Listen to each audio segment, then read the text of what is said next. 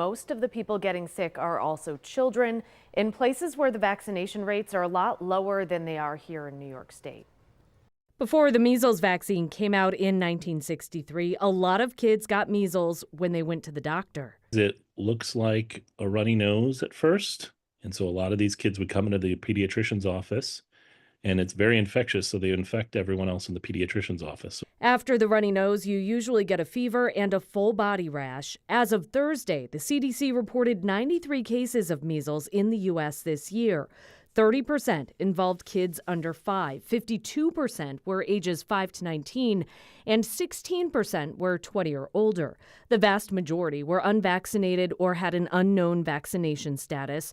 Only 4% reported getting 1 dose of the vaccine, and no one had 2 doses. Dr. Mark Hykar is the chief of pediatric infectious diseases at Oishei Children's Hospital. Generally, a natural infection is one of the longest lasting immunities that we know.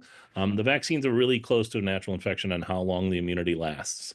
So you generally don't need a booster. What will happen is if cases spread more locally, which is probably what's going on in West Texas right now, is that the public health officials are now basically trying to vaccinate everyone who's not vaccinated in that community, and then also vaccinating anyone who touches that community. The MMR vaccine is now given in 2 doses and covers measles, mumps, and rubella. Get vaccinated. If you are hesitant, talk to your pediatrician about why you're hesitant to get vaccinated, because there's no real downside to this. There's a lot of controversy and bad information about particularly the measles vaccine and association with autism, and it's just not associated with autism. There's so many large studies that show that this is a perfectly fine and safe vaccine.